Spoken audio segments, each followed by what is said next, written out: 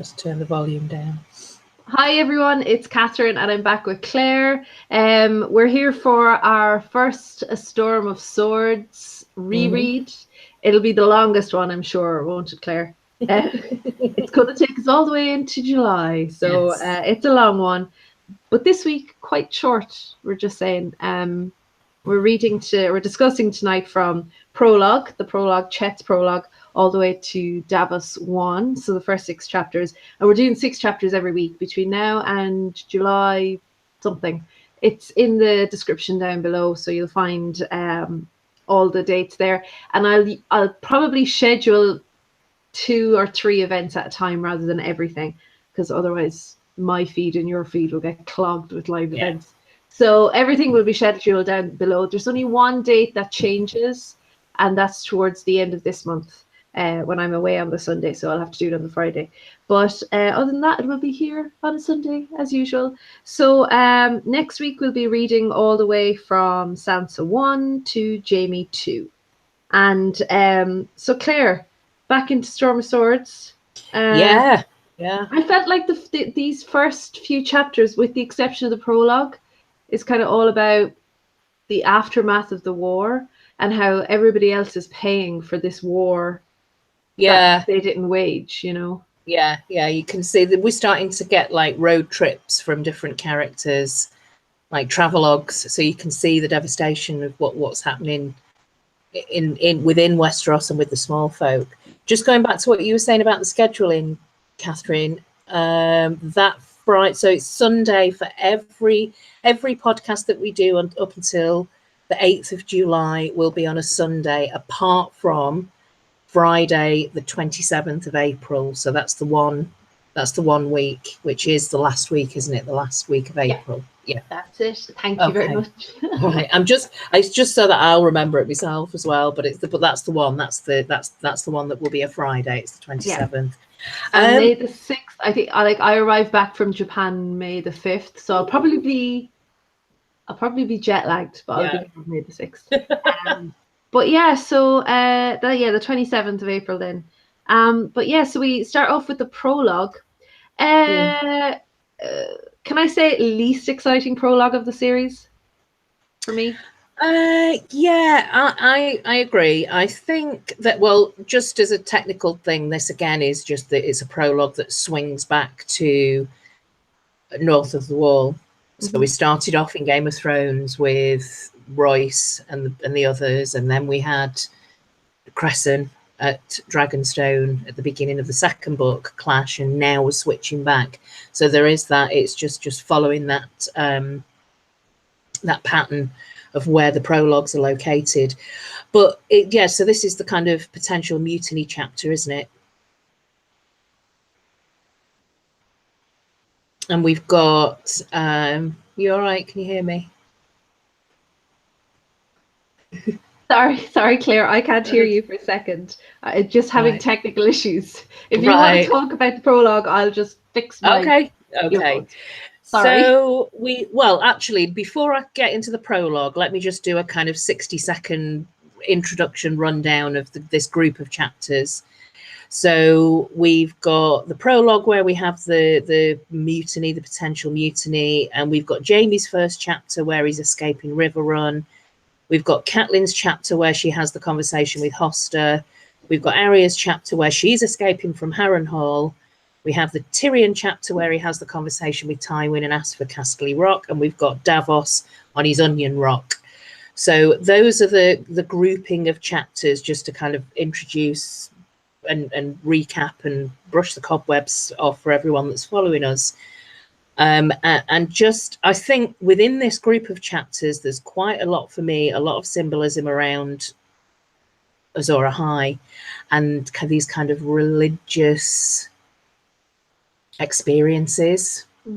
So there seems to be a lot of that. There's also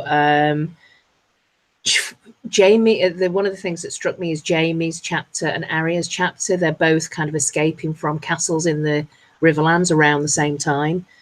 And I just love the Tywin and Tyrion interaction. I think it's fascinating. It's some of my favourite interaction between characters. So that's just a lead into this group of chapters that we're looking at. Yeah, thanks, Claire. That's okay. My earphones are still on holidays. So, the thing about this grouping as well, it kind of, with the exception of Dany, it kind of represents all of the kings that we have at the moment in the story, including Mance. So that's what I found interesting. And I know we're jumping ahead to next week, but next week, with Sansa's chapter coming right after the Davos chapter, this group of chapters, this is the earliest we've seen Sansa in a book. Yes. So everything with the introduction, like you were saying, it was really exciting starting off with Jaime. Like everything about this book instantly feels more exciting, and yet the prologue kind of isn't.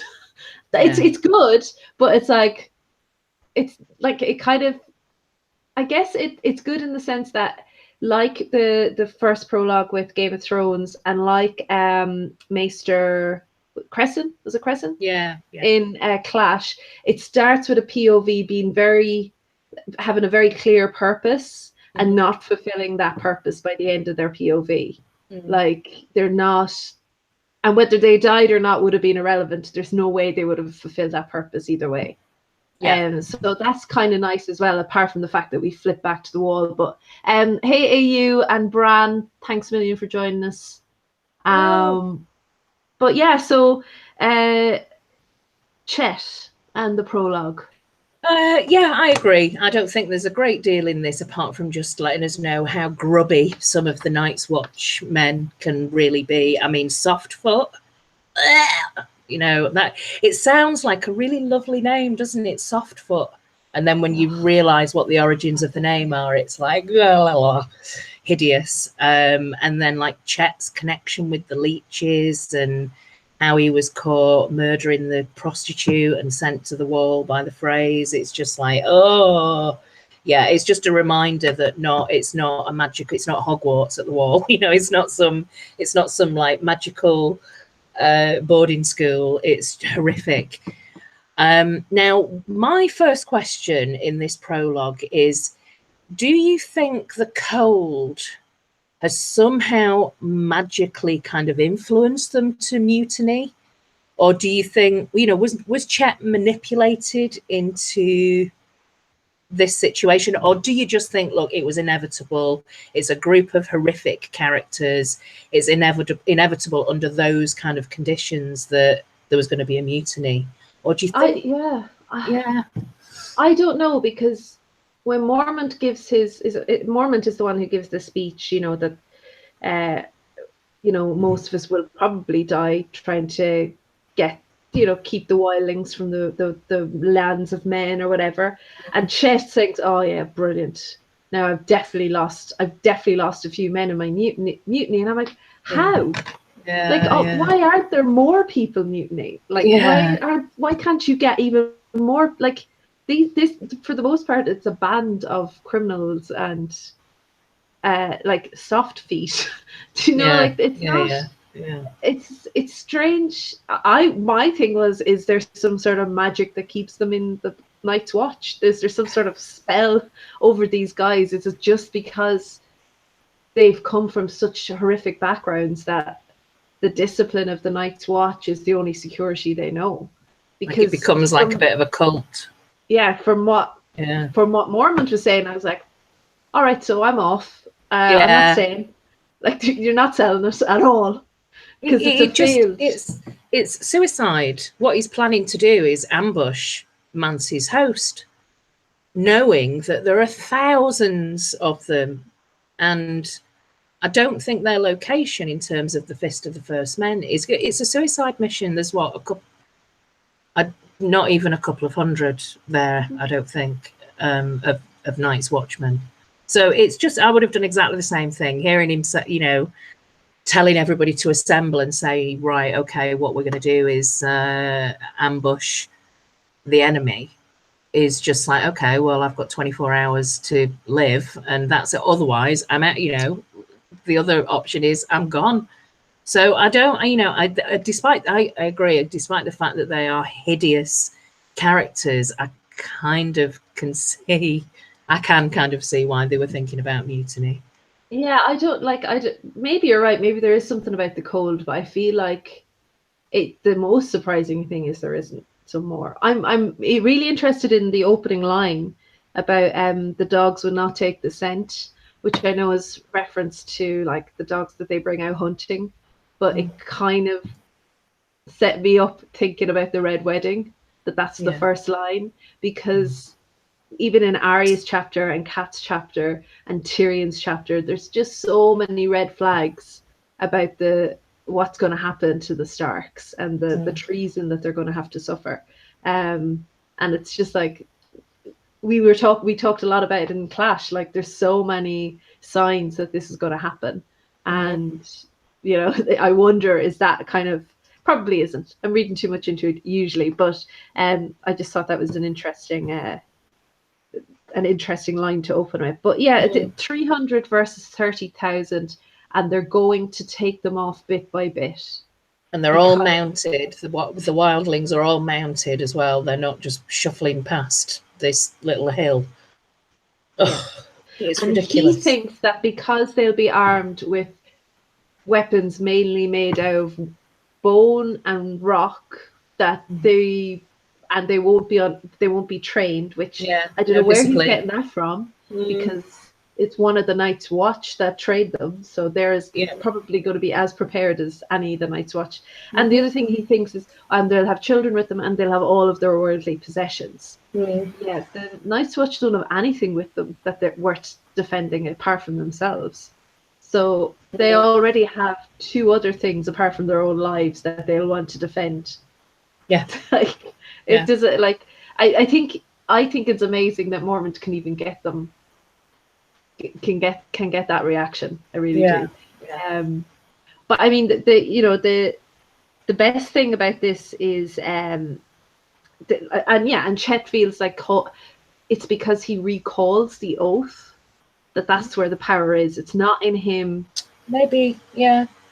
He says it's like there's power in the oath, and we kind of get that with Jaime in the next chapter. There is Jaime doesn't have much honor, but he really holds his oath to high regard. So there's something about oaths in this time that, and we don't even know what the full Kingsguard oath is, but the Night's Watch oath. Oaths and vows, yeah.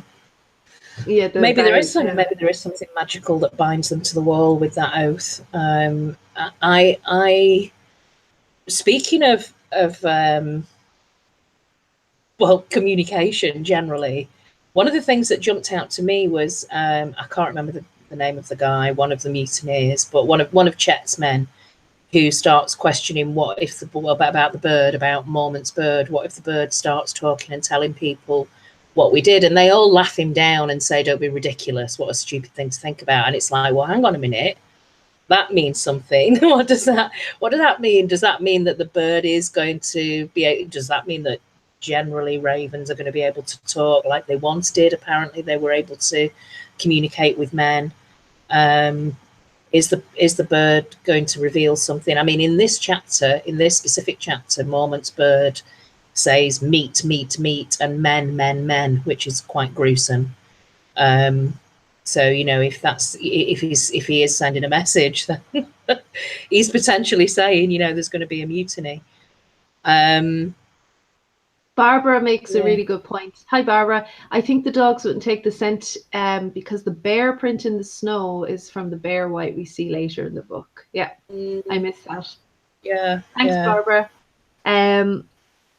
Sorry, you were saying, Claire? Just about the birds, the ravens, Mormont's raven, in this chapter saying meat, meat, meat, men, men, men. And also, you know, what if the bird, you know, I can't remember the name, is it Tall Paul or something like that he's called, being concerned about the bird talking. The other thing that jumped out at me in this chapter, and I've said this before, and I don't know why, I just think it's one of those things where somebody points out something like Sam is terrible at archery. He's terrible at archery practice. I think that the fact that it's been pointed out so much means that Sam is going to kill somebody significant with an arrow. Well, and you know what Jaime says in the very next chapter?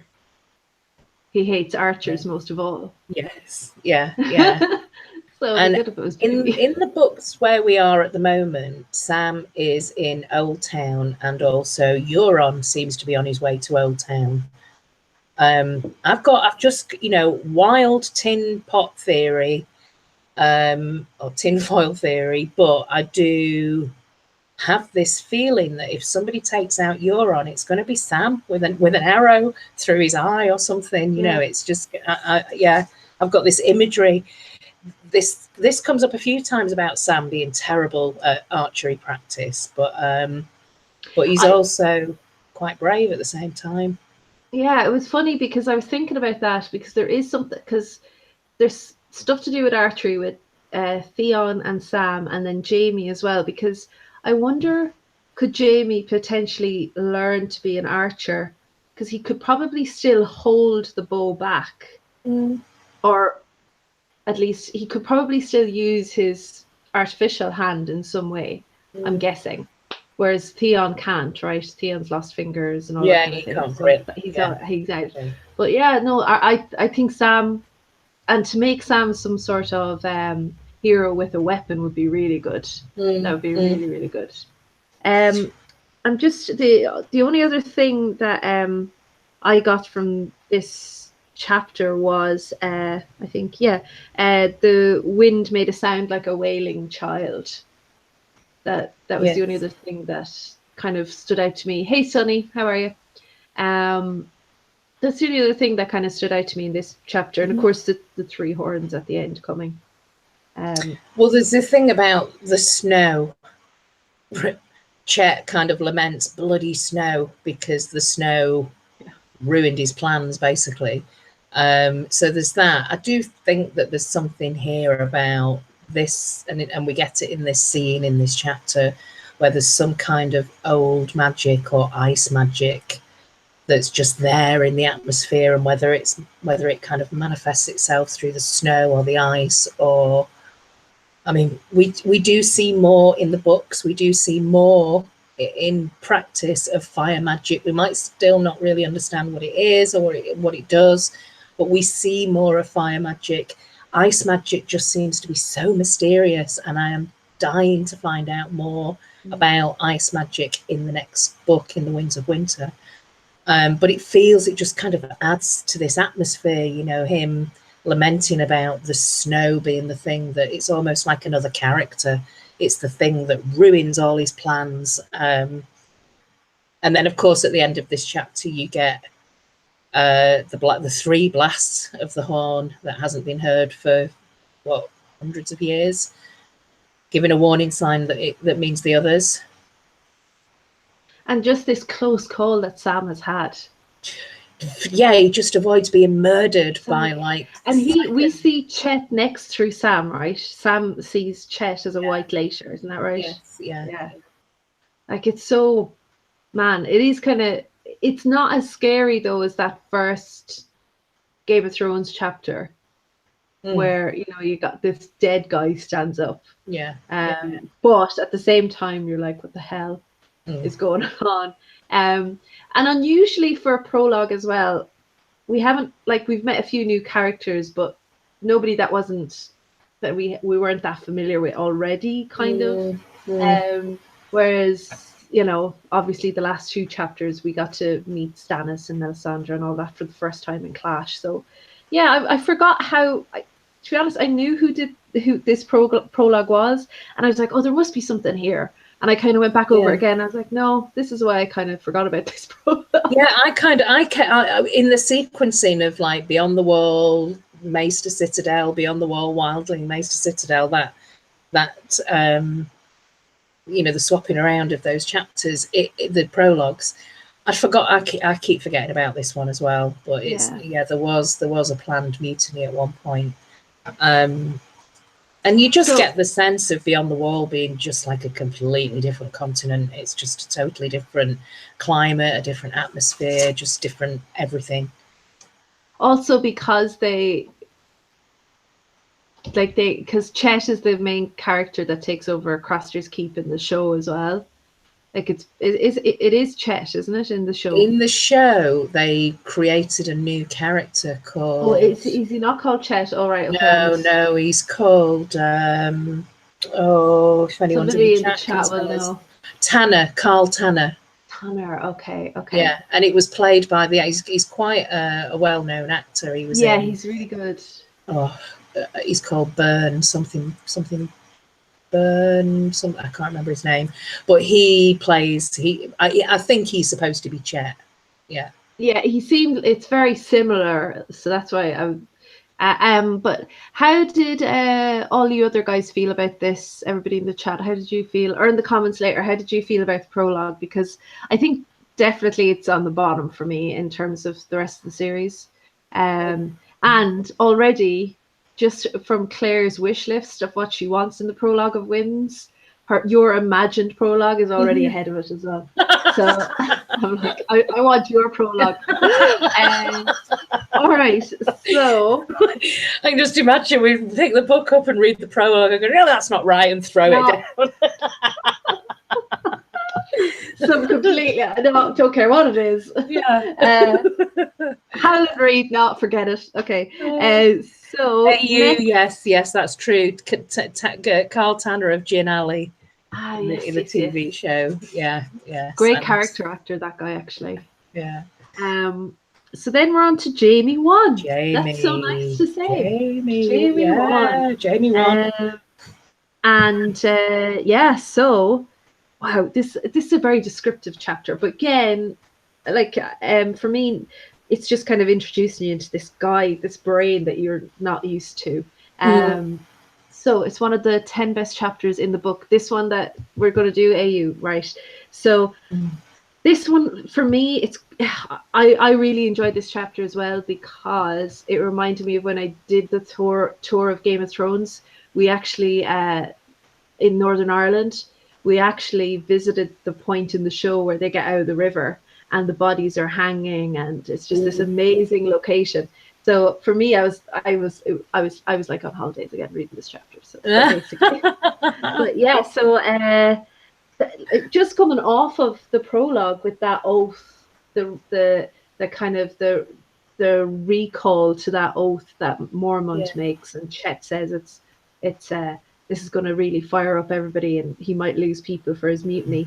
There is, like, if we were going to, for me, if there's going to be like a theme for this like section this week, it is oaths and vows and promises, because going through to Cat and Arya and Tyrion and Davos, that's what it's all about. It's the oaths and the promises that you make.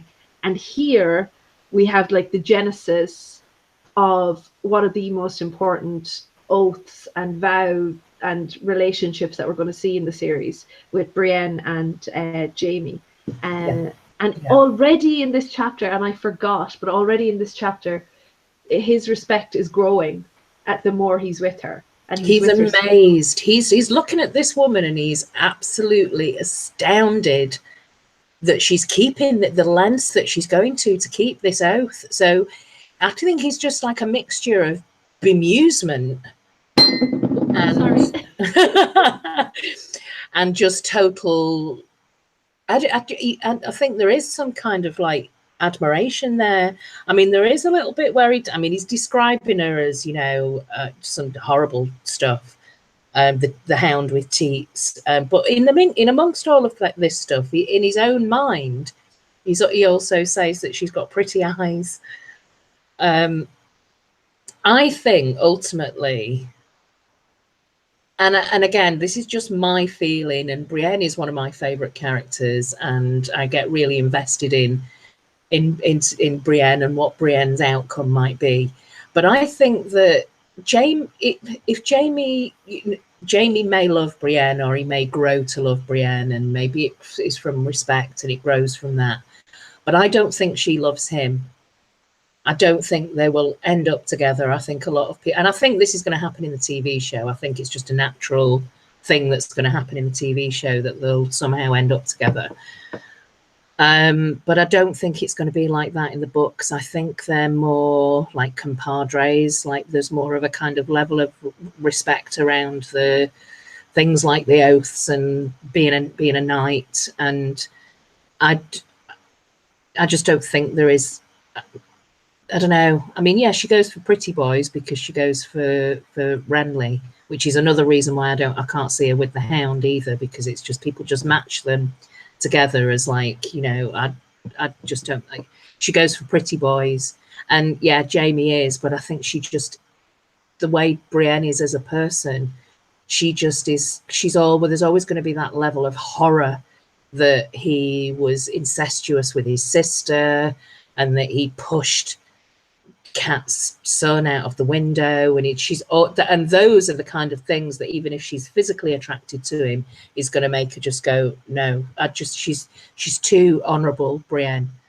I think like the Hound, I don't expect to, in the books and in the TV show, I don't expect to see either of those characters ever have a sexual relationship, because I think the point of those two characters in both formats is that they are the truest knights, against all the odds, against the fact that she's a woman, against the fact that the Hound is a selfish, aggressive murderer, like against everything. They'll be the truest knights in the sense that they won't sleep around. They'll hold their position and their duty above anything else. So for me, I don't know. Maybe the Hound is a bit of a stretch, but I certainly think for Brienne, I don't see her ever like kind of sullying her honor as a knight by having a sexual I don't necessarily think that she. I think people see characters like Brienne, and it's like, oh, she must, she has to get married and settle down, and a man make her happy. And it's like, it's a little bit like Arya in a way. It's kind of, it doesn't always necessarily have to be that way, and it doesn't have to be a gruesome outcome as well, just because she hasn't fallen in love and got married. AU says, yeah, pretty boys that can't be with her. Definitely, she kind of, her type is the unattainable. But maybe again, that's a comfort thing for her. Maybe that's her thing. She knows that they're unattainable, so she kind of, she has these little kind of fantasies about Renly and things, and she knows that, he's never ever going to take an interest in her. Yeah, I think I don't think they'll ever see each other in the TV show again either. But I don't think there's time. But here, I do think she is Jaime's best outside of Barristan Selmy. But even I would have a question mark over Barristan Selmy in a way. But I think she's going to be the best example of a knight he'll ever meet. And I have a question mark over Barristan Selmy, not because he's not an amazing knight, but I think Jaime questions the honor of somebody who can flip between kings and regimes, and I think that's a fair question. Barristan asks that of himself. But so has Brienne and somebody else. And Jaime questions her in this chapter. What you doing up here? You're from what's all this about? So, but I think I agree. I would definitely say that Brienne is more honourable than Selmy. There wasn't a natural. So the reason I say it with Selmy is like his king was usurped. Like Ares was usurped and killed by Jaime. So I don't know. Renly is a little bit different in that there was no one really to take over from Renly that she could have naturally gone to. So, and she still hasn't pledged allegiance. Did she pledge allegiance to Robb? Not to Robb. She pledged allegiance to Cat. So, like, technically, Renly is still probably her king. Yes. Yeah, and in theory, if she was officially aligned to Rob, it would only be as her main focus in terms of revenge is to kill Stannis for what he did to Renly. So she's going to align herself with anyone who she thinks is going to be allow her to carry that out. And she even says, doesn't she, to Cat, "Don't stop me when the time comes." And she said, "I won't, you know, if they ever run into Stannis." And they have that in common, because I think Jaime is a bit kingless as well. Like, I don't know, he doesn't think of Joffrey as his king. You know, he, like, I feel like he's a little bit disillusioned with the whole process, because he's never had a leader that he's really desired to protect, except for Rhaegar. So, like, once that's gone, it's kind of, you know, once Rhaegar and Arthur Dane, like, once they're out of the equation for Jaime, he kind of worships Cersei, and it's just, that's, we know where that's going. And I mean, if we just focus on Jaime for a second and sidestep away from the amazing Brienne, the very first thought that Jaime has in this chapter is the "I'm alive and drunk in sunlight," which, and I mentioned earlier, there's kind of little potted references, I think, to Azor Ahai in this group of chapters, and this to me is one of them. "I'm alive and drunk in sunlight" just struck me as a real kind of Azor Ahai kind of line. And then if we think about, well, this is the first opportunity we have to kind of really get inside Jaime's head, and he's bearing in mind the situation is he's been locked up, and he's trying to get back to King's Landing, and he's got this strange kind of, you know, he's got these really weird couple of people with him on his journey, and there's a few things here that I thought that we can tell about Jaime's character from just getting inside his head. He is acutely aware of what people think of him, like completely aware of what people think. But having said that, it's still a bit of a shock to him when Brienne calls him a monster. Like, really? Is that what you really think of me? You know, it is actually a bit of a shock. I think that this whole thing about him wanting to be unnoticed while he's in chains, I think that kind of matches with his, it's easy to see his vanity in this chapter and this kind of sense of entitlement of who he is, and you know, that he's, you know, son of Tywin. But like you say, I was just gonna finish that off by saying, like you said, he thinks a lot more about Cersei. And that thought in his head about how Cersei's going to hate how they don't look alike because he's bald and what have you, just gone because he's lost lots of weight and I just thought, they're so weird, those two. They're just such weirdos. And it seems to me like Cersei is the kind of the strange one in that relationship in terms of just complete sort of narcissism. He sounds almost like a victim of abuse, the way he goes on about Cersei sometimes, like that she groomed him almost. Like, oh, she won't like that, and she's not going to be happy. It's really, But just what you were saying about his vanity there, he is incredibly vain. However, I think of, like, when we get into the Tyrion chapter as well, I think of all of the 3 Lannister kids, he is probably, I think he is probably more comfortable or more willing to give up his vanity in an effort to survive than the others would. Yeah. Like, I think where Tyrion is right now, he'd prefer to be dead. Now, I know later on when Jaime loses his hand, that's a huge deal. But I think he comes to grips with that better than they do. Yeah, they all 3 Tyrion of them have that. is never the same after Clash. Yeah. Tyrion is never the same. No. Cersei is never the same once she starts putting on weight with the drink and all that kind of thing. And once she loses her reflection in Jaime. And then later on, after the walk of shame with Cersei, it's she does that whole, I'm going to wear it like armor, wear it with pride, and that she turns it into something that's this kind of persecution thing that gives her strength. But I think you're right, Jaime's probably the most easygoing in terms of vanity, but you can still see it. You can still see this. I don't think not necessarily vanity, more of this just pompous, assumed sense of entitlement that he's got. Yeah. But it gives him a greater opportunity to reinvent himself. Yeah. Oh yeah, absolutely. Like he can completely be somebody else. He doesn't have to be this.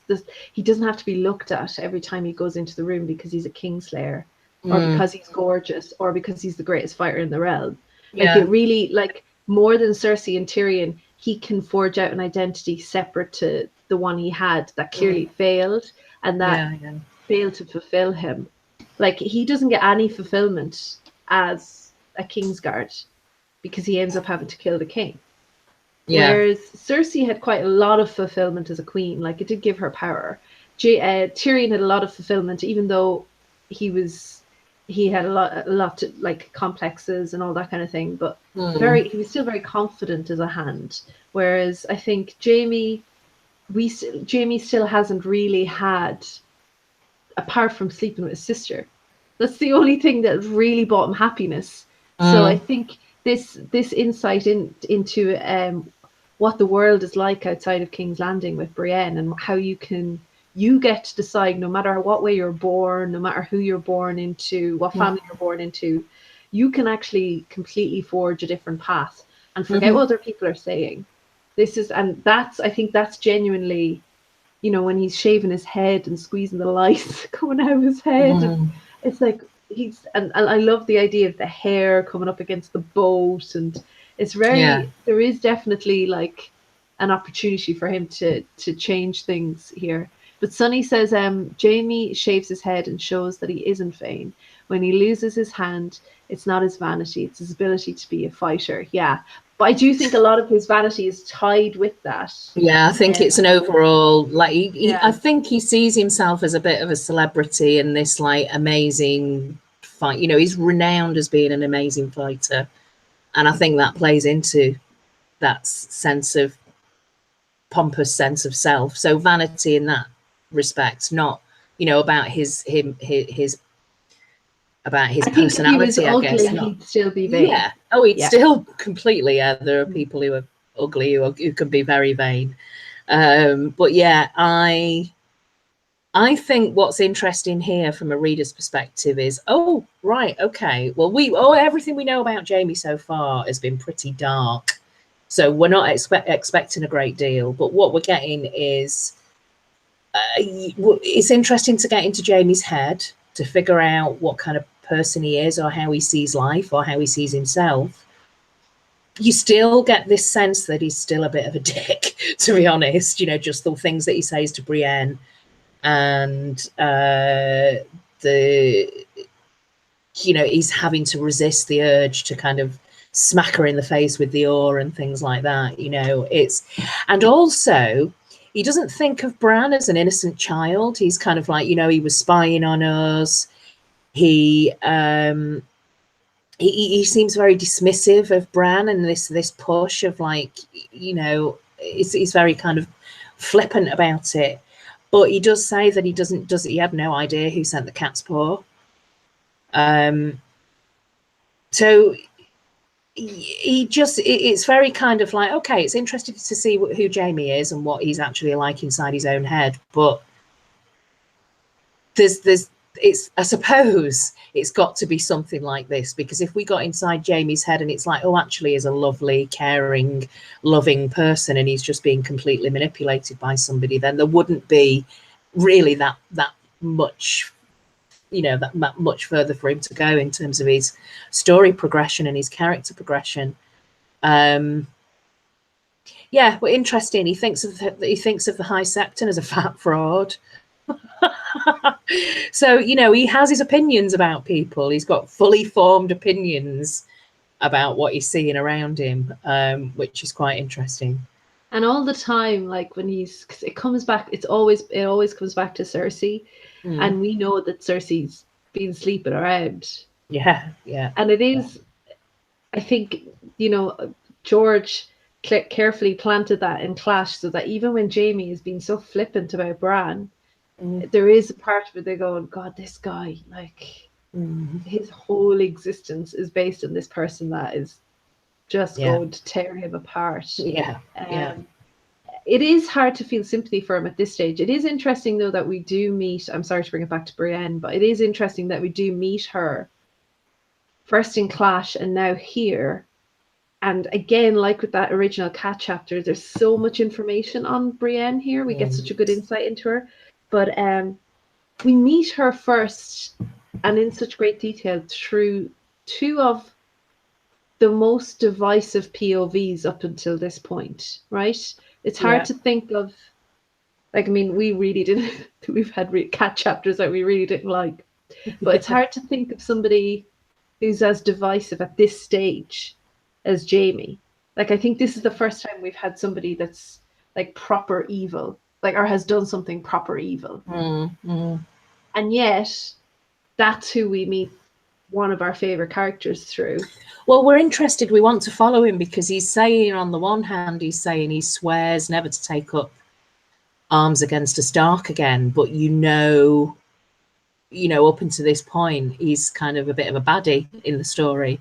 So you want to know, well, is he going to keep to his word? Is he going to, so there's these little things that are set in there to kind of make you interested to find out, is there going to be any redemption? Can there be any redemption for this type of character? And if there is, how's that going to go? How's that going to look? So I think he's an interesting character to follow on just for that, on that basis. I absolutely love Jaime chapters. Yeah, I really do.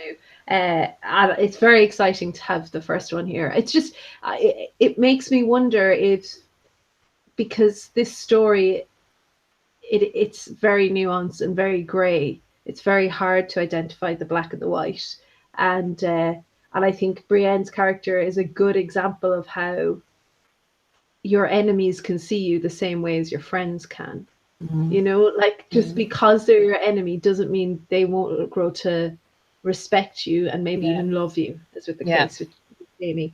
And again, you're kind of shouting at Brienne a little bit here, going, "What? Don't stop, keep going." Yeah, now is not the time to stop. But she's just so bloody honorable.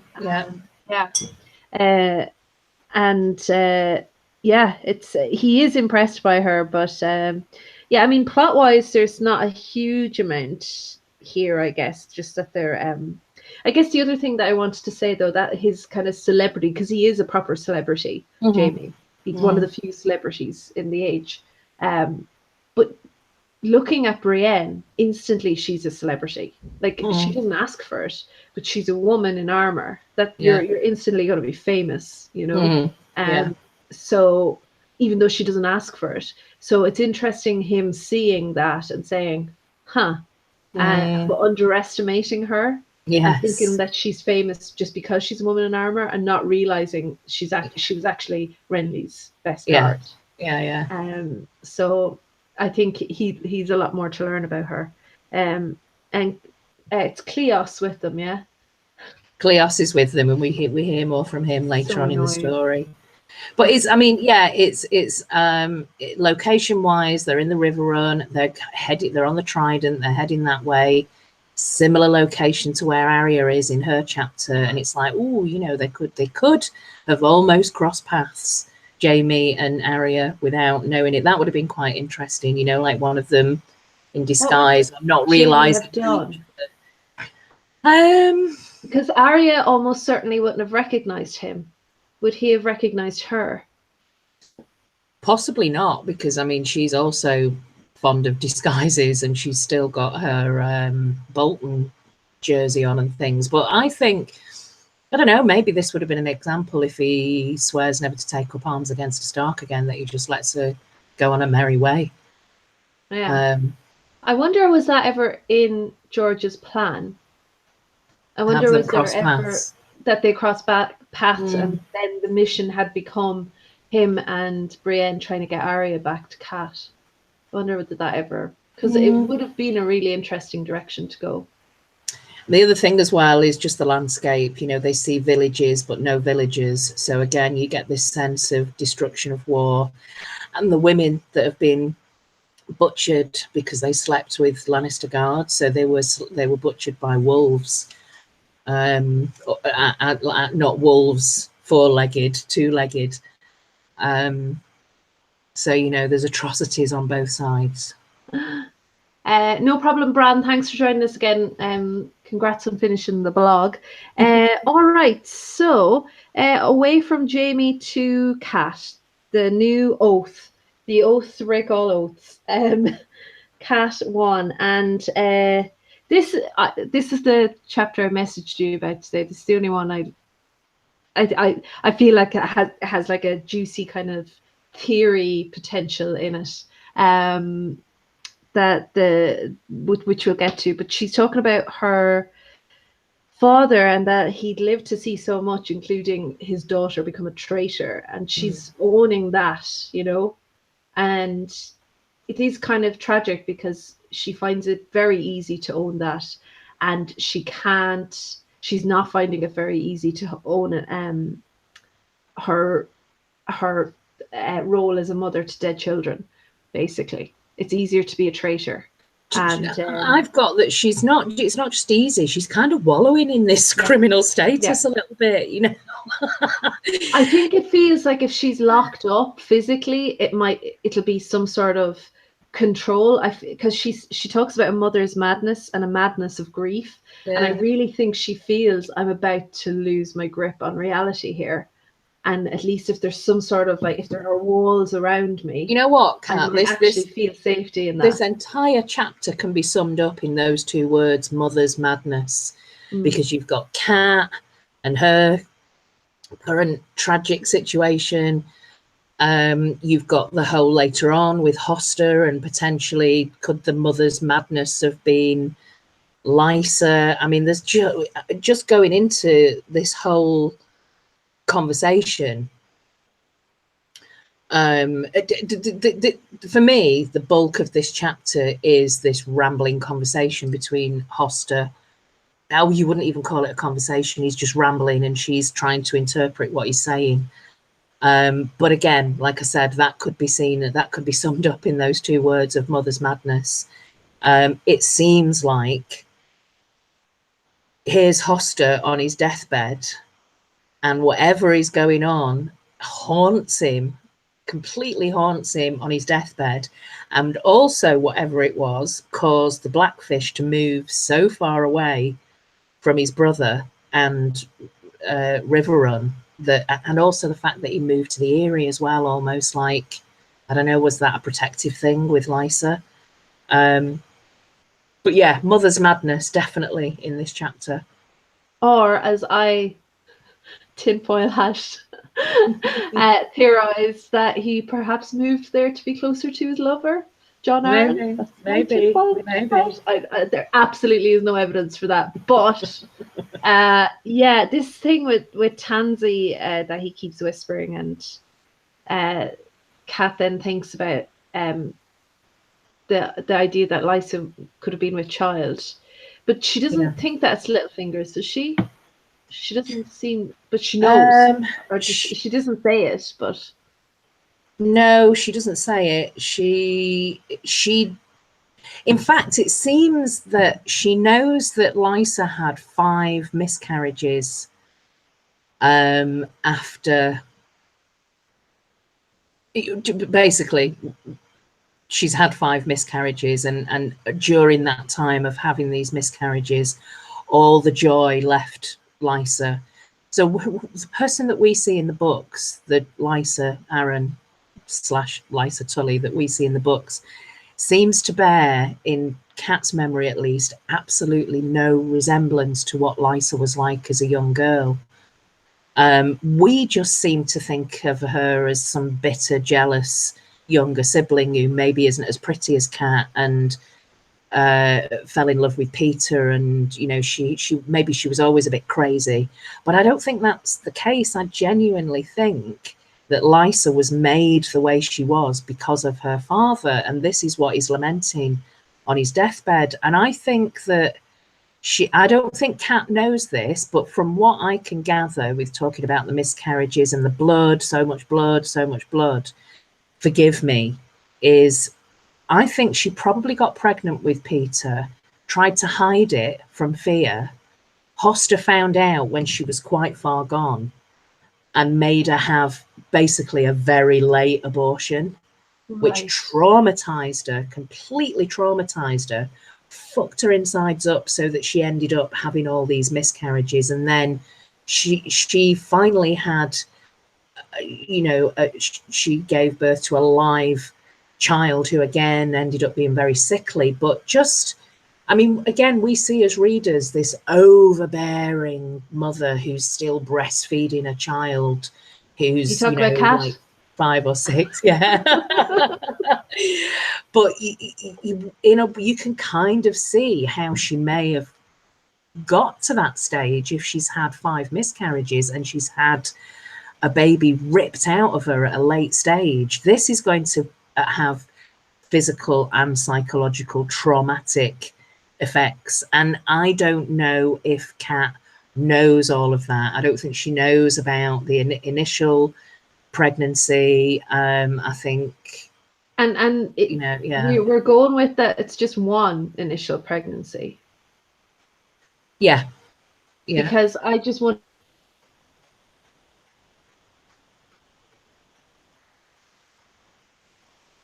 Tansy can cause miscarriages for sure. So I completely forgot that Kat and Ned got married the same day as Lysa and John. And all of that happened at River Run. And then Kat gets pregnant straight away with Ned, and Lysa gets pregnant straight away with a kid from John. Yes, and she's excited about having this baby, and then she loses it, and that's again where all the joy falls from her. But Kat does mention that Lysa had 5 miscarriages. She mentions that in this chapter, that she was, you've got 2 sisters here. Kat's very fertile. She had 5 children. Yes. And on the other hand, you've got Lysa, 2 sisters who normally would have similar kind of hormonal, internally they would have a similar kind of biological setup.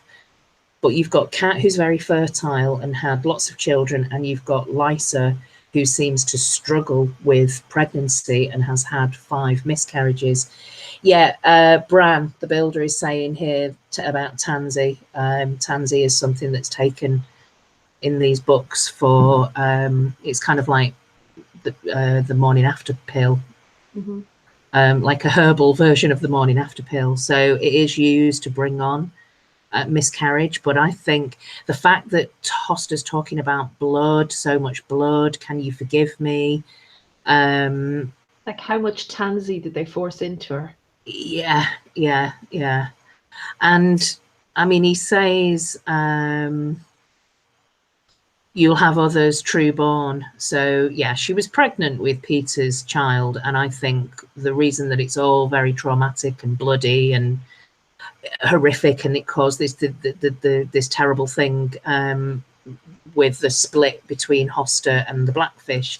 The terrible thing that Hoster did, that he's regretting on his deathbed, is he ripped out of Lysa's belly a baby that was, that was basically, it was a very, very, very late abortion. Bran is saying here that he thinks that the Blackfish refuses marriage because Hoster forced John and Ned to marry. So he refused to. You might be right, because we don't have any.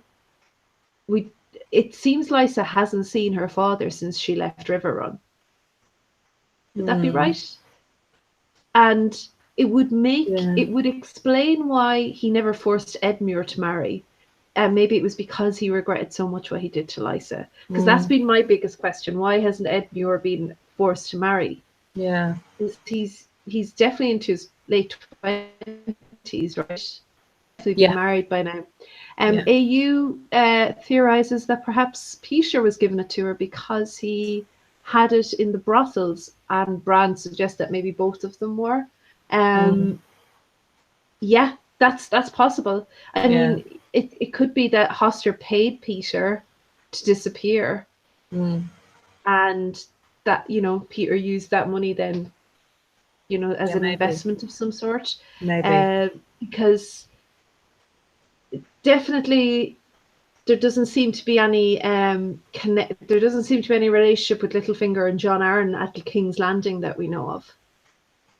And would Jon Arryn have known about the history between Lysa and Peter? Kat thinks in this chapter that Jon Arryn was forced to take Lysa as like a soiled wife, so he must have known what had happened to strengthen this alliance, you know, and this resistance against the Targaryens. It seems like Hoster was integral in this whole alliance.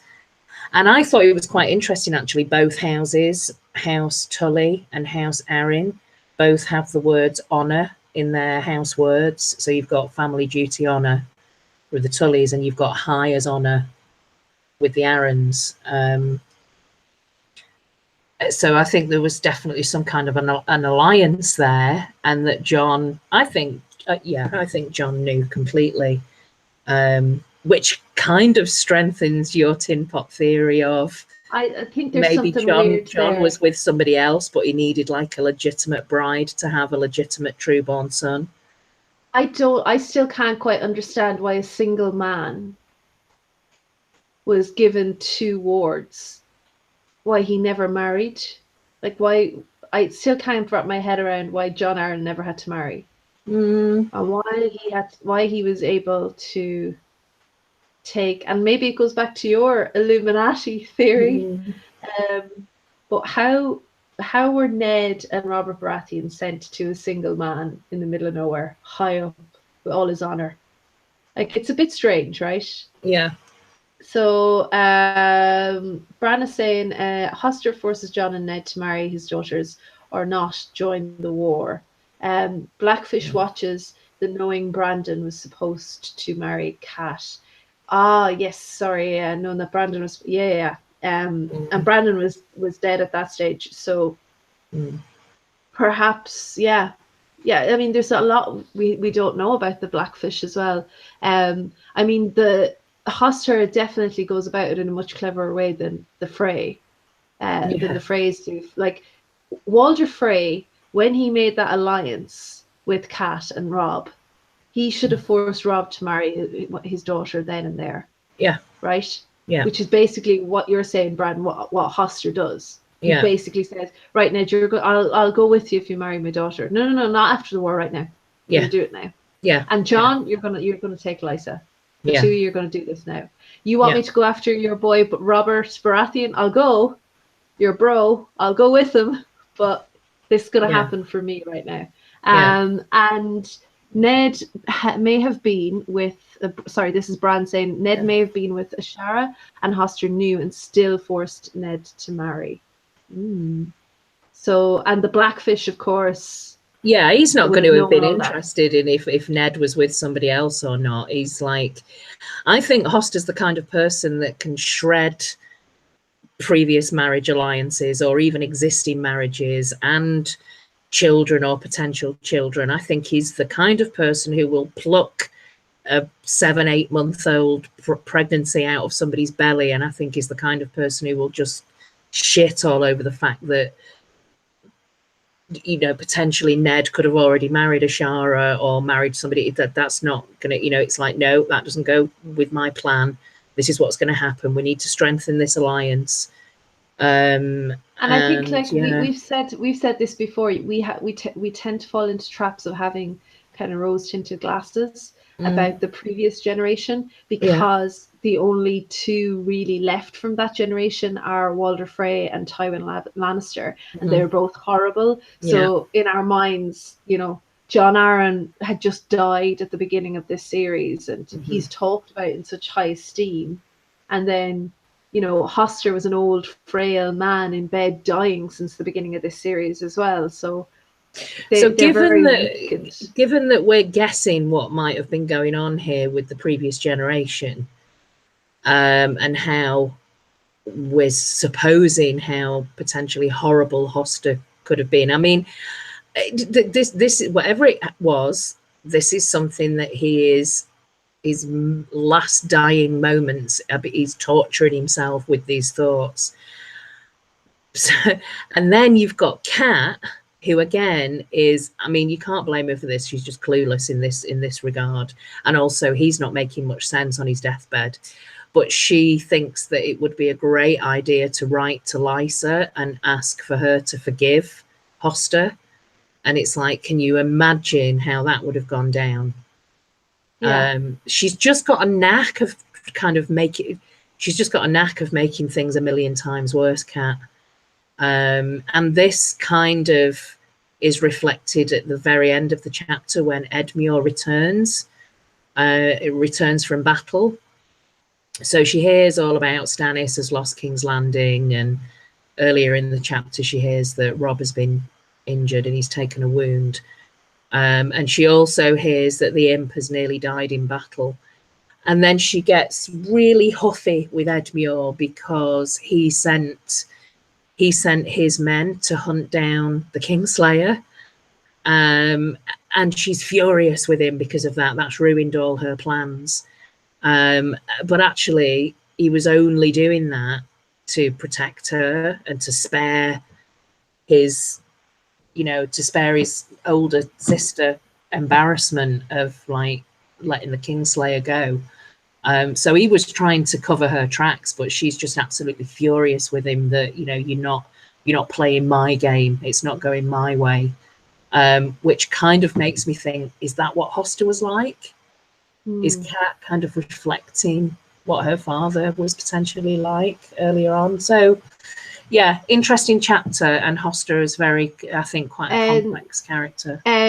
Barbara has rightly corrected me. Jon Arryn was married twice before to Lady Jane Royce, another Royce, okay, and Rowena, who both died, which is strange. Okay. Yeah, Royce died in childbirth. The daughter was stillborn, and Rowena died without any children. It's still kind of strange that he didn't have any children with the second wife, I guess, maybe. But thank you, Barbara.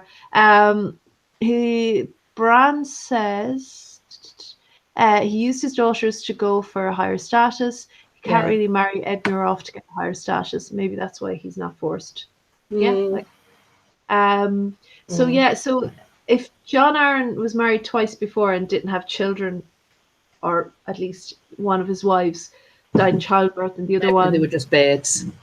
Yeah, well, it just suggests that it's kind of like The Handmaid's Tale, that the woman gets blamed all the time for fertility issues, but perhaps the actual fertility issue lay with Jon Arryn. Do you think that Sweet Robin... Littlefingers, I know that there's a lot of theories that Sweet Robin is Littlefingers, but I'm not sure. Just from the timing, I'm not sure that he is. I don't think. But they were in King's Landing already.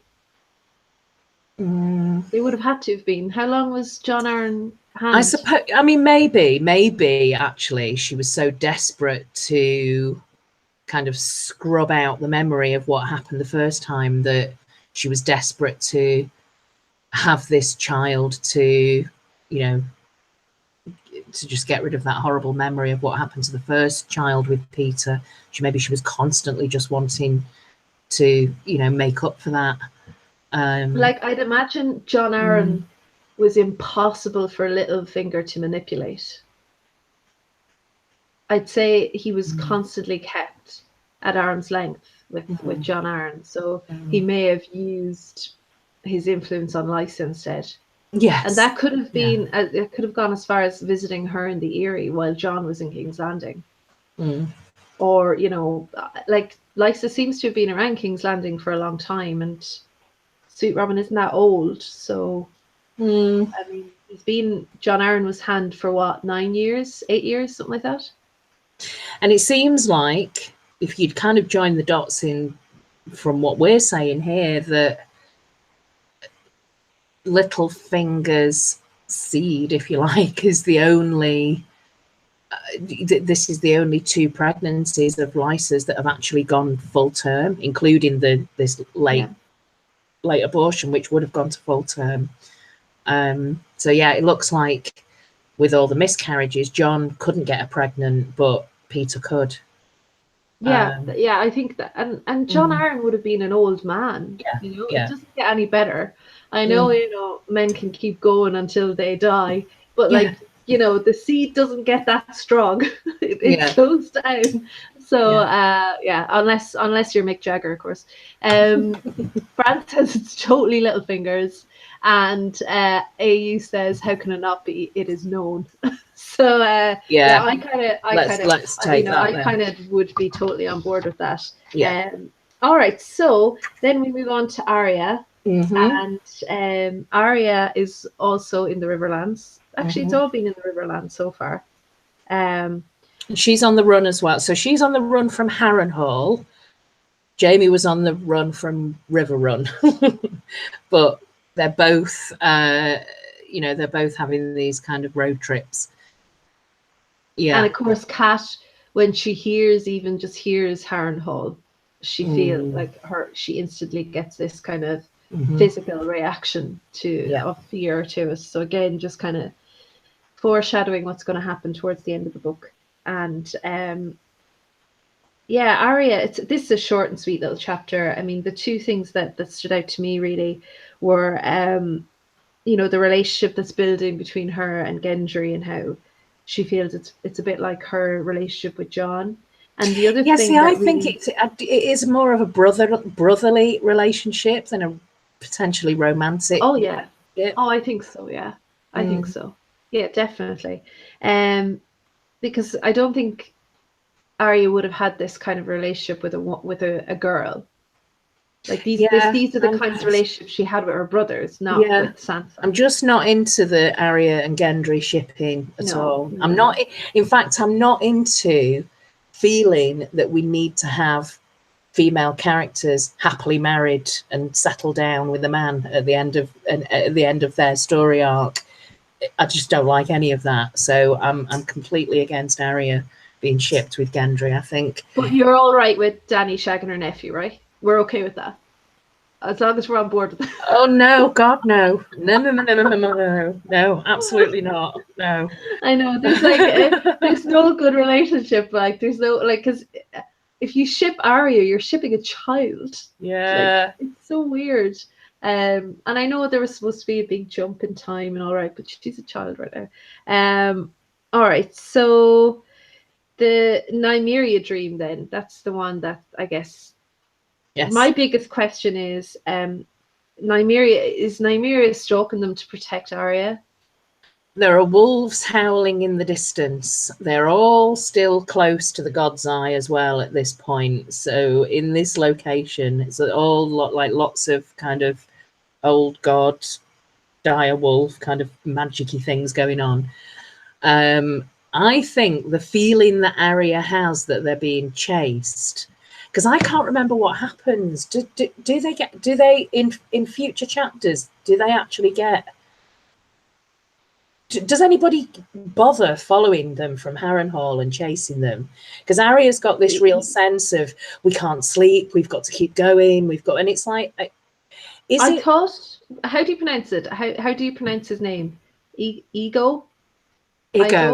Yeah, Ego. I thought they were looking for people that has escaped. I thought that's what they were doing. Right. Do we not find that out later on? Yeah, in the dream, the wolves seem to come upon them, don't they? The pack of wolves, are tearing apart the men, and Arya seems to think of Ego. And then while she's having this wolf dream, Nymeria seems to just rip them apart. So this is happening. Arya can kind of see this through the wolf dream. But I think this sense that they're being chased could be from the wolves following them, but rather than them being chased to cause them some damage, I think it's Nymeria probably is leading the pack to provide some kind of protection for Arya. But Arya still feels this sense that there's somebody after them and they're being chased. Yeah, just there's this thing about... Sorry, are you saying that he thinks that they're shipped Arya and Gendry because Gendry is being a different character than in the book? Yeah, they've definitely, and obviously they're all older anyway, but I kind of feel, I don't know if it'll go like this in the book, but I think in the show I would actually ship Sansa and Gendry over Gendry and Arya.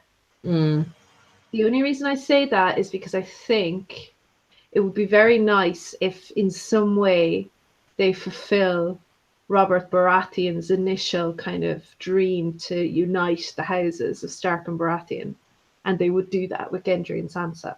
I mean, I guess it could happen in the book. But see, I look at it differently. I look at it as Arya and Gendry almost kind of mirror what I think the relationship between Lyanna, God, I couldn't think of a name then, Lyanna and Rhaegar, in that you've got two tomboy Stark girls, and then you've got potentially the heir to the throne in Rhaegar, and also in Gendry, if Gendry, you know, we know that he's like a royal bastard. So that to me kind of mirrors, and I do genuinely think that it is more of a, we're friends and we're part of a pack and we're going to help each other. And I think it was, they were helping it. I think that whatever was happening between Lyanna and Rhaegar was more of, they were helping each other out with something.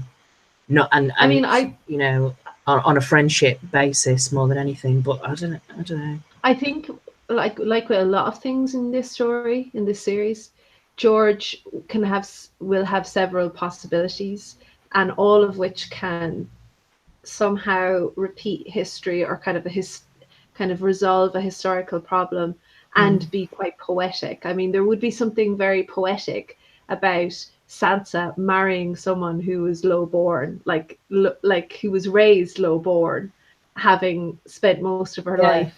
You know, I don't know. Maybe I'm just. Well, yeah, it's Bran the Builder saying exactly that. It's like the War of the Roses, where the bastard line is legitimized.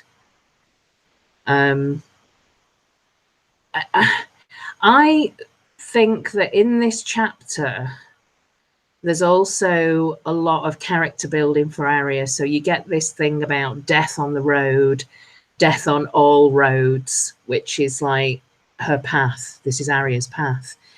And she's beginning to get kind of quite, it's not necessarily bravado, but there's this sense that she has about herself of, she's not even surprised anymore that she's not scared of certain situations. She's starting to get this numbness about her emotions. And this is what's kind of expected as of the faceless men.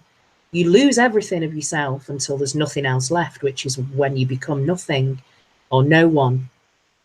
And she's already kind of doing this to herself. She's like, oh, she's surprised at different elements of her personality that she's not confronted before. Like, I'm a little girl, I should be scared of what's going on in this situation, but she's not. And to the point where she's even like howling to the other wolves, and they're, you know, they're howling back at her. One responds to her, and she has this feeling of like Gendry and Hot Pie being her pack, and she kind of like vows to protect them.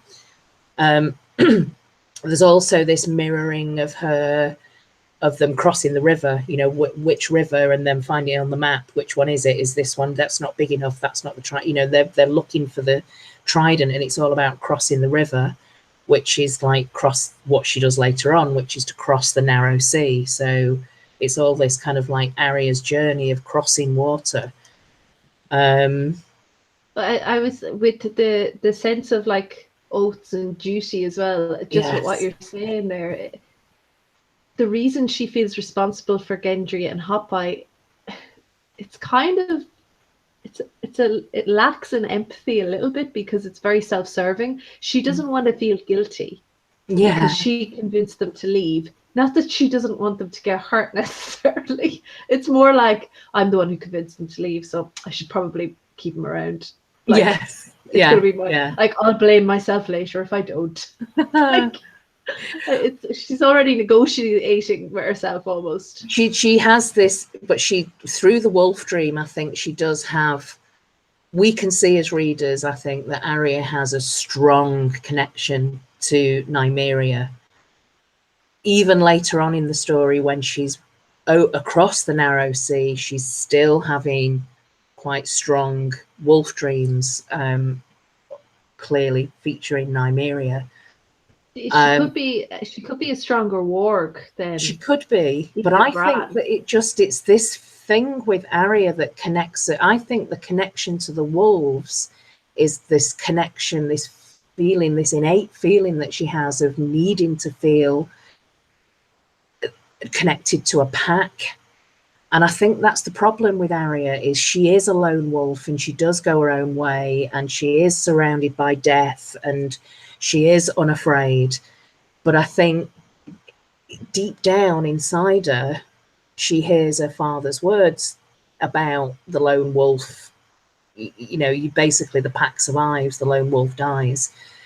And she's always seems to be kind of creating this little, like a kind of mama's pack almost around her to make her feel as though she's connected to something. And whenever she has wolf dreams, I mean, I know that you probably can't separate the two, because if she's going into a wolf dream and it's Nymeria has created this pack of, like, you know, wolf brothers and sisters, this ginormous pack around her.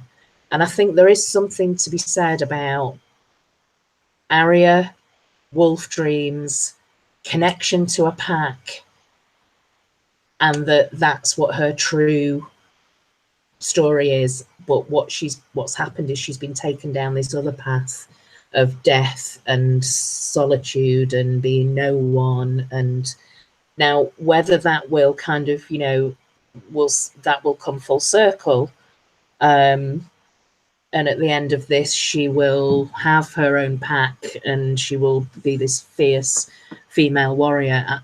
I don't know. I don't really know what's in store ultimately. There's been lots of foreshadowing about Arya, you know, dying with the you know, the frozen needle in her hand and things. But I ultimately think she will ultimately warg into Nymeria, and that's how her story ends.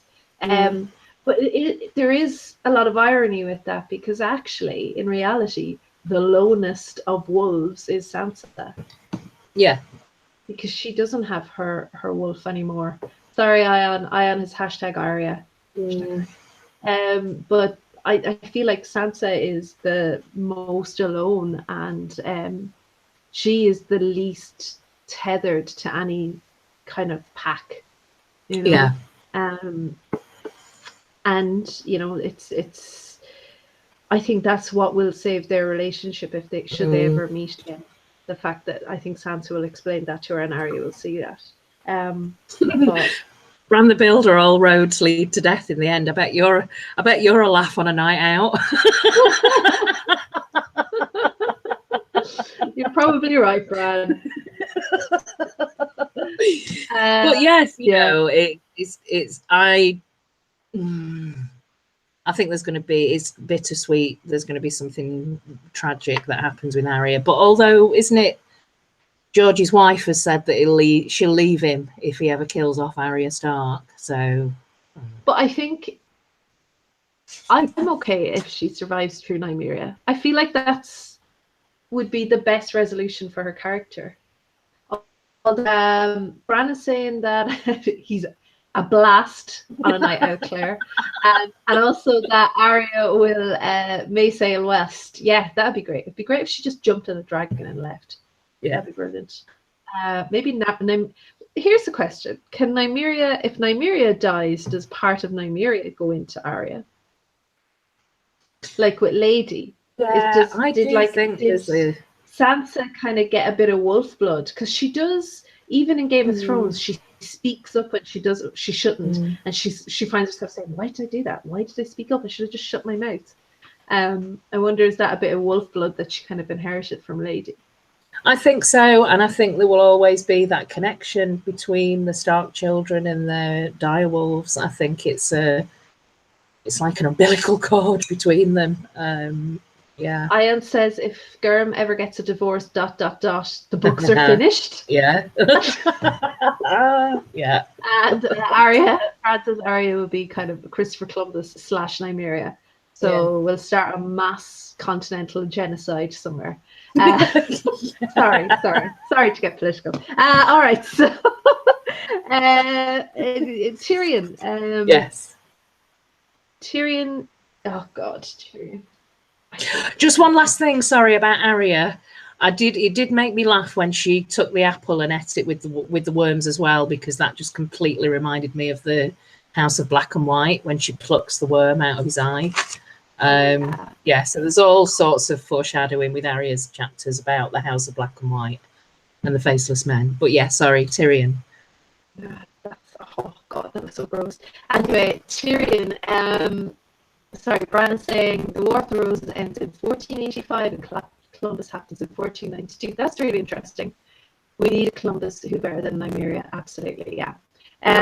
All right, so Tyrion is all sad because nobody likes him. No. And everybody's getting the credit and Tyrion isn't getting the credit.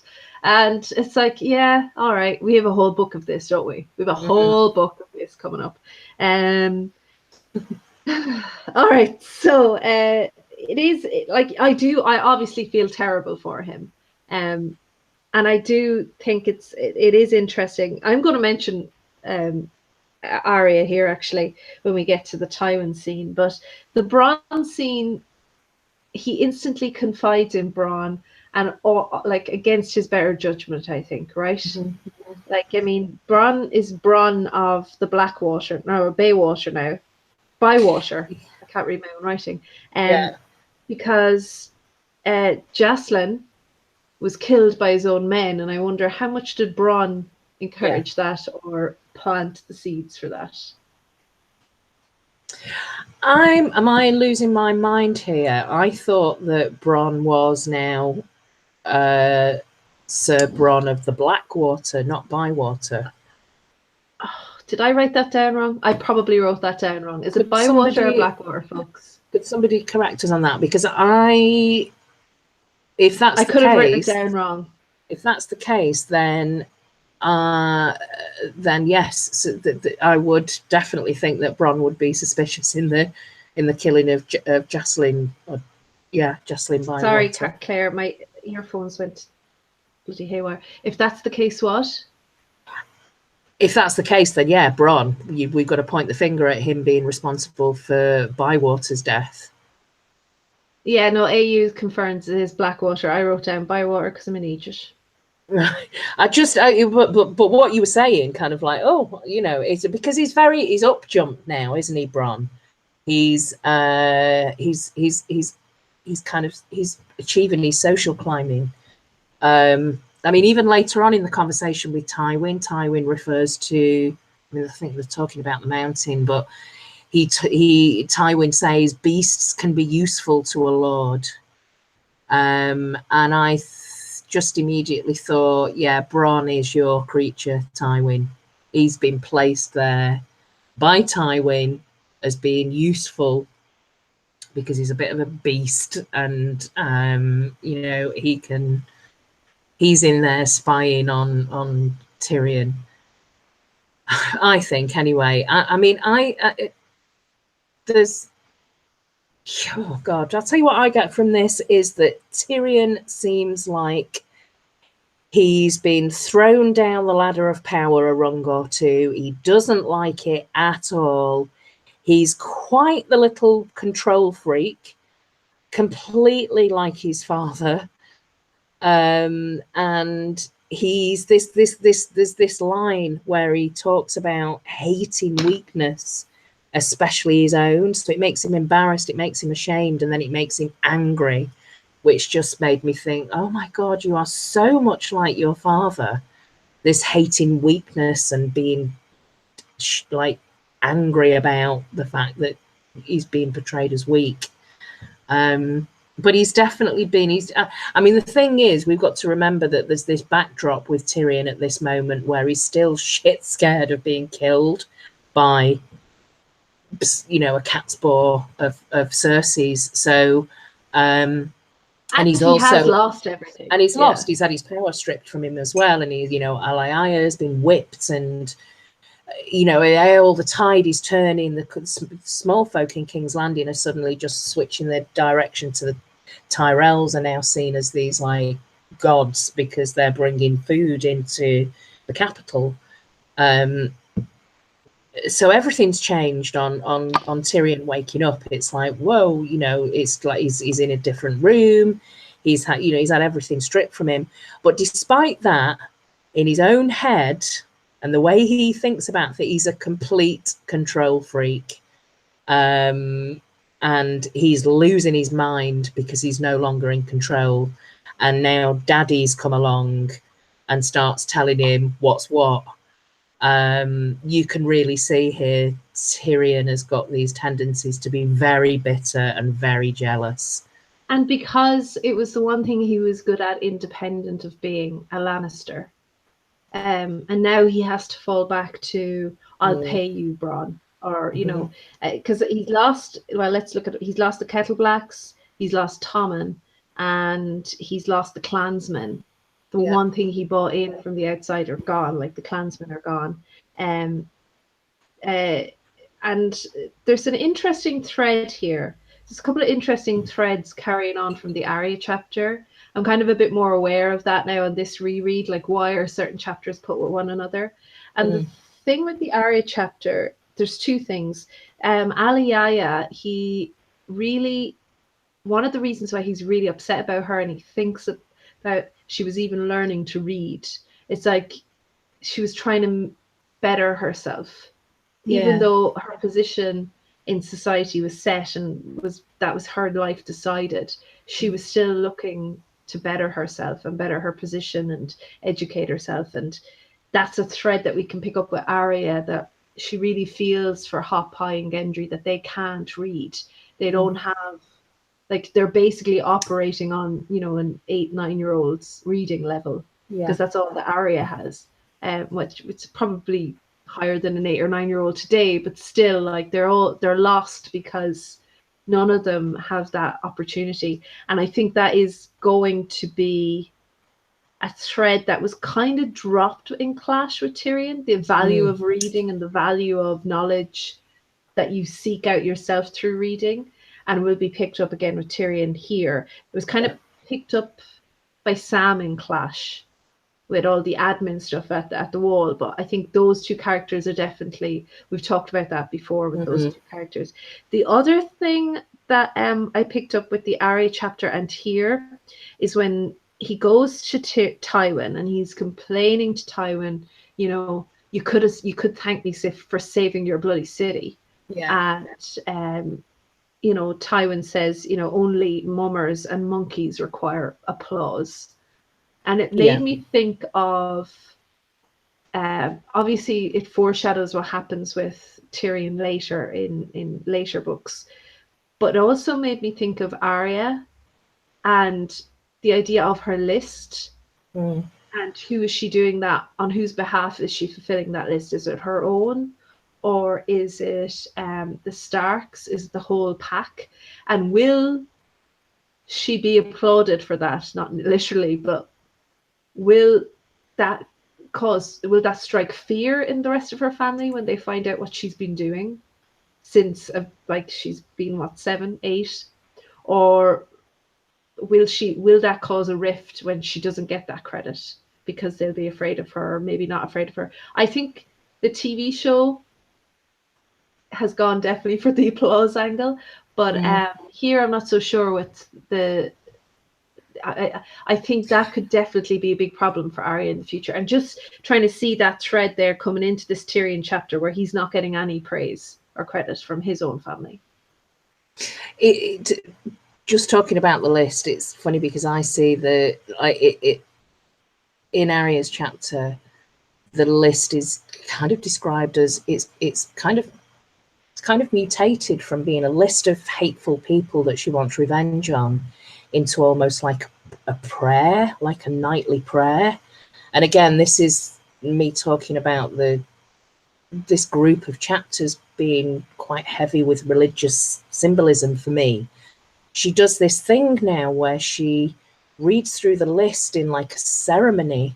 She then touches the coin, and she has this routine for herself that's almost like it's a mantra, but it's almost like it brings her some sort of peace in a way. It's a prayer that she tells herself, and she has this, like I say, she's got this ceremony that's attached to it. And that to me links into the next chapter, which is Davos's chapter. But I think that we get in this chapter Tyrion demanding Casterly Rock. He sticks his neck out and says, "I want what's mine by rights, Casterly Rock," and this is where it all comes to a head. And Tywin says, "Never." And Tyrion asks, "Well, why is that?" "Well, how dare you? You know, you who killed your mother, who's full of lust and envy." Tyrion then realizes that it was Tywin that had the prostitute whipped. And the chapter ends with, "The next whore I find in your bed, I'll hang." But there's also a bit where it's so interesting, the dynamics between Tyrion and Tywin, because I think they are very similar. I think they both have this control freak Lannister kind of personality trait running through them, and there's this hating weakness and getting angry about feeling ashamed. But there's a bit in here where, as much as Tywin is telling Tyrion, "Sit down, stop being entitled. Who are you to ask for all these things?" He's also asking, when Tyrion starts talking about Samandon, and Tywin says to him, "I trust you killed the man who cut you." And Tywin says, "Yeah, he was taken care of." It's almost like Tywin's a little bit proud of what happened in that moment. He's attaching a small amount of glory to Tyrion in that moment of like battle. And they've got a complicated relationship as father and son. I don't think it's as simple as Tywin hating him for being a dwarf and killing his wife. I just don't think it's as simple as that. No, and I think you're right. But it would kill, like, had Tyrion's plans been more successful before Tywin had arrived to take out Stannis' flank, it would have killed Tywin. And we presume, obviously, that Cersei's involved with having Tyrion killed or tried to kill him. But I wonder how much would Tywin have made a similar arrangement had he been there, because the thought of his son as a little person getting the credit for that would be so detrimental to his family's honor. But I can't understand this really weird, irrational hypocrisy that Tywin has. He hates Tyrion because he killed Tywin's wife. He killed his own mother. Hates him, and hates him because he can't prove that he's not Tywin's son. But doesn't that mean that your wife slept with somebody else? Like, which is it? Which do you hate? Like, it's so irrational. It's just it's like, what, like, you're still your son. Like, he's either your son or your wife. I don't know. It's just anyway. Ion says when everyone's names start beginning with a Z, we know Gurm is running out of names. I get so confused all the time with the names. I always get confused. And also says Tyrion should have then asked for something smaller. Yeah, we'll come on to Casterly Rock in a second. And Bran says her mantra, she takes one from just about all her mentors. Tyrell is going to come back from Ned, Silent as a Snake, and the others from Syrio, and the kill list for Jaqen, basically. Yeah, I think you're right, and it is very prayer-like, and I just like Tyrion, like he's almost been physically split in two here, because his whole identity has been destroyed. The same thing will happen to Kat by the end of this chapter. She describes her psyche as almost splitting in two. Like her well, doesn't the scar like literally slash his face in two as well? Yeah. And I wonder, will that happen with Arya? Like that something will happen whereby either she fulfills the list or there's some backlash against the list by, I don't know, but I feel like it's not going to end well. I think what you were saying, Bran, that she won't be able to stick around. She's going to have to leave or ultimately warg into Nymeria forever. Ian says it turns out that the next whore Tywin found was hanged and strangled by Tyrion. Yeah, very true, true. Which again, I think the similarities between these two, like father and son, are fascinating. Okay, so Davos. Yeah, I think that's it for. Oh yeah, just the Casterly Rock thing. So Ian reckons that Tyrion should have asked for something smaller, and I do think that I kind of, part of me was like, do you know what? There comes a point where you're either gonna shit or get off the pot when it comes to any kind of unresolved issues you have with your parents, and it's either you get too old where you can't blame them for shit anymore because you're beyond the age where you should have resolved it. And part of me goes, yeah, what's the point in sitting on it anymore? Just ask for it. Yeah, that's what you want, and that's what you think you deserve. Yeah. And I agree. He probably if he'd asked for something smaller, he may not have got it. But I feel like, why not just ask for it then? Just get the truth. He knew the answer anyway, so. Yeah. Yeah. All right. So Davos then. Yeah. So, gosh, Davos. So by the end of this chapter, I was left with a question: will it come at some stage in the future? Will it come once again to Davos having to choose between his religion and his king? Yes. And yeah, sorry, I'm having bloody trouble with this earphone. Sorry, go on, Claire. Well, maybe not necessarily between his king and his faith, because but maybe between faiths. This chapter is. I actually found this chapter quite fascinating, and I'm really interested to find out what people in the chat think about this chapter. So this is the chapter where Davos is on his onion rock. And it's all about, will Davos live or die? It's kind of like a Rhaenyra's survival chapter, where Davos is surviving on tiny crabs and rainwater for days and days and days, and in the sort of like Maslow's hierarchy of need. So he's got food, he's got water, and he's got a cave for shelter. It kind of feels like all of these things were provided by some god. It does feel very religious, and there's mention of different religions actually in this chapter. So we get mention of the seven gods, where he's having this kind of religious experience and he's talking to the mother, and then again you could say that maybe the mother delivered mercy at the end of the chapter. You could almost imagine that the ship that came to save him was called Mother's Mercy. But he also thinks about Melisandre and her gods, and then he also mentions that the gods beneath the waters have been waiting for me.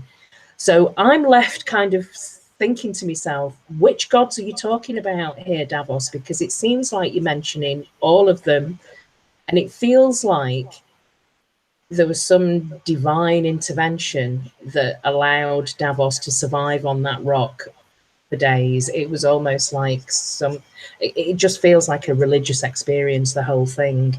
Like he goes into, enforced solitude, where he's thinking about his family and whether or not he should live or die. He's having this kind of moral dilemma, and kind of crisis of faith, I guess. And he's also experiencing dehydration. He's having like fevers and chills. And it's like these kind of religious / magical experiences seem to always happen at death's door.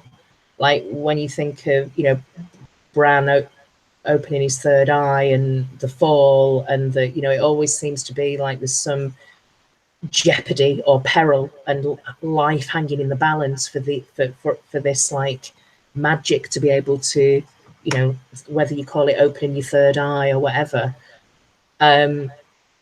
There's also to me, there was quite a bit of imagery in this chapter around the drowned god and the kraken. So he thinks about the wildfire. He describes it almost like a kraken creature lifting the ships up out of the water.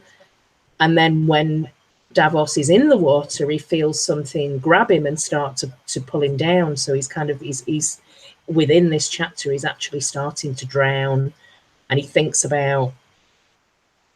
I think he thinks about the father, not just a father, and him as a father, like how he's supposed to protect his children. I think this is what invokes him, thinks about the father, and then the mother appears to him in this kind of vision, saying that you burned us. So how can this not be? I mean, I'm not a religious person, so it's difficult for me to kind of really try and describe this or kind of get into the mindset of it, but it feels like a religious experience. It feels like he died in the water and he was somehow reborn from this experience.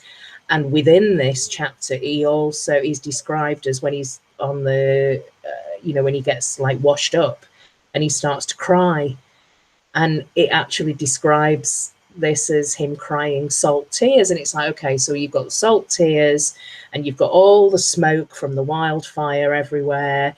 He's just been in the water and effectively drowned and then basically been reborn. He's saying he's got to live, he's got something to do, he's got something to live for. So there's some kind of purpose there, which I suppose drives this experience that he's had. But it's just it's a short chapter, but it just seemed very, very intense to me. It's so intense. And the only 2 chapters, and really only 1 chapter that I can liken to it, is Bran's wake up from his fall from the tower. But the chapter that felt most similar to me was Dany's chapter when she wakes up after losing her child, and when she realizes that it hasn't worked, and but the big difference is that Davos has sacrificed something much greater, and he really feels it. Like for Bran, it's his legs. For Dany, it's going to be Drogo and the baby. But for him, it's 4 children. Yeah. 4 children. It's just, and you can feel it. It's like, well, he doesn't feel that he should be alive. He's, he wants to die. You would, that's not an unnatural feeling to have in these circumstances. But this is again something that drives his purpose.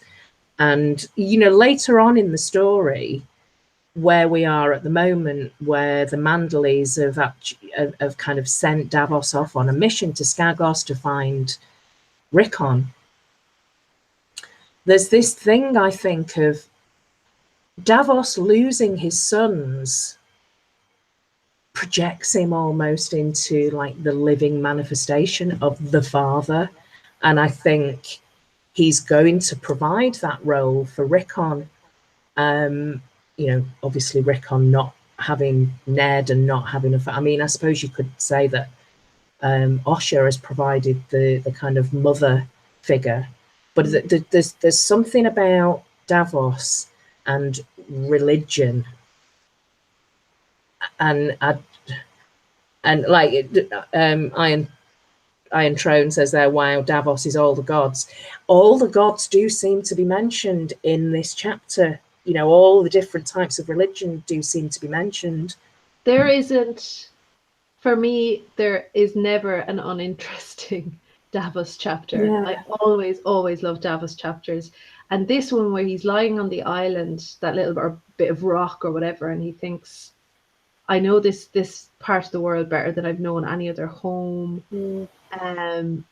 If I die here, will they call it, you know, Onion Island or whatever it is he says? Will they call it after me? It's what I deserve, like a speck in the ocean. And just that we don't really get that grief from a father in the book. I don't think we do we? Is there another father that we get that kind of grief from in a POV? I don't think there is, right? Not yet, no. I mean, God knows what's going to happen in the books with Stannis and Shireen. Yeah, but But we no, probably I would don't have a think so. POV from him. Like he's the only. Is he the only POV we have from a father apart from Jaime?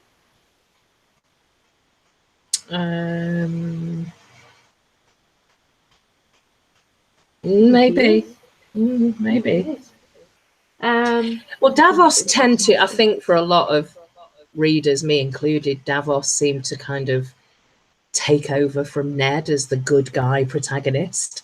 So you always feel like, oh, Davos, and that a good old Davos chapter, you know. Yeah. But this one, there's a real transformation going on, and I think, yeah, he does lose his luck. He loses. Well, he sees this as luck. He loses his finger bones, which again, I think is part of this like transformation. Well, how much can we trust? How much can he trust himself as a loyal soldier for Stannis now? I mean, and again, like we asked when we were reading Clash, what loyalty? How much loyalty do you have to have in a person that you would put 4 of your children into his hands? Like that you would put 4 of your children in harm's way? Yeah. Like why? For Stannis, why? Like why? Like you knew, and he always had those doubts about, like from his first chapter in Clash, that doubts at like what is Stannis doing? It's there in that final chapter it's got to be. I mean, I'm thinking to myself, it's faith. He just has this blind faith in Stannis, but he's like a false idol. Stannis becomes like a false god to him. Bran says he lost his finger bones, and he says Davos has yet to go and visit his lovely wife and remaining kids. I wonder is that part of his grief though, like the distance of that. I mean, Kat is the same. She's plenty of opportunities to go back home to Bran and Rickon and doesn't take them in Clash and in game. So yeah, it's a very weird thing, and the way he describes what each of his sons, what their futures were going to be like, and how can I live? How can I live when they are dead? Yeah, it's just so it feels as though he will choose his faith over Stannis at some stage, and maybe he needs to see evidence of that faith in the world. Not just in saving him. Maybe something else has to happen that shows him that Stannis isn't the way. That if Stannis was the way, someone would come to Stannis's rescue, some religious power, but they may not. It may be, although I don't know how, but it may be, a Jon Snow resurrection like it is in the show, or maybe something else that'll happen for Davos that I don't know, maybe something to do with unicorns. Maybe. It kind of felt like the beginning of this chapter we were asked, so you're asking the question is and he's asking himself, am I going to live or die? Is Davos going to live or die in this chapter? And it kind of feels like he does both. Yes. Yeah, I agree. And I'm not entirely sure whether he realizes that there's been any kind of transformation or whether or not it's just some religious / magical event that's just taken place that maybe we'll find out later on. I don't know. But it was a very weird chapter, very heavily laden with symbolism, I think. But I just, there's a million ways to interpret this one differently. And it is interesting that the ship like, as much as he is the Onion Knight and his loyalty to Stannis is definitely rooted in that, or something else, like your theory, which I'm kind of on board with. I like your theory a lot. But I feel like in the end, it's old Stannis that rescues him. It's his old faith, his old allegiances, his old smuggling connections. You know, it's a Lycian ship that turns up. You know, it's not like a Baratheon ship or anything like that. So it's, you know, it will does be. It actually, does the ship have a name? Davos will rescue himself, not Stannis. Yes, yeah, I agree, completely agree. But was there a name of the ship? Or was it just, I know he describes it as having like, oh, he should have realised it was Lycini because it was like black and white decks. Yeah, George R.R. Martin's horror roots.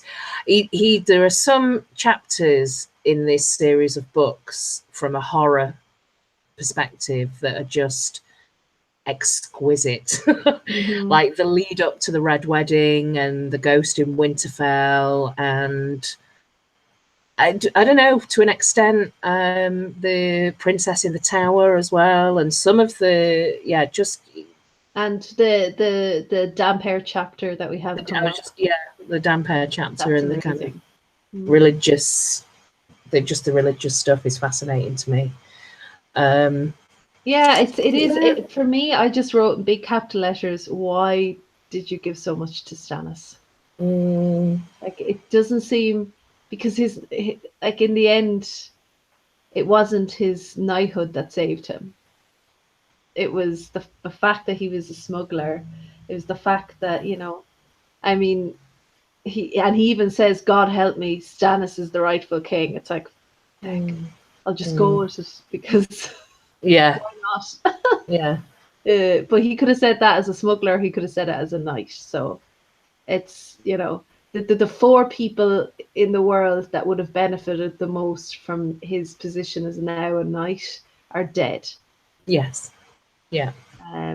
And that's the reality of it. But interesting. I'm going to be watching Davos. I'm going to be watching him more closely as we go through the rest of the reread, because I think where he goes will say a lot about who ultimately our allegiance should be as the next king or queen. Yes, I agree. And I think that's the way they're playing it in the show. Maybe. All right. Yeah. So I'm sorry, I've been holding my earphone like this because this is the position it needs to be in. So next week we have to read. We're going to be talking about Sansa 1 to Jaime 2. Very excited to see an early Sansa chapter for a change. Yes, so we've also got our first Jon chapter, we've got our first Dany chapter, first Bran chapter, and then we come back to Davos and Jaime as well. So another 6 chapters. Okay, I have officially lost hearing forever. Right. So I think you guys can still hear both of us. I just can't hear Claire. So I'm going to sign off and say I'll see you next week. Thank you so much, Claire, and thanks to everybody in the chat. If you want to leave comments for us, let us know what you think. And the next live event is already scheduled. You'll find it on my channel. And you can leave comments there if there's any questions you have about next week's reading. So thanks a million, Claire. Thanks, everybody. Bye.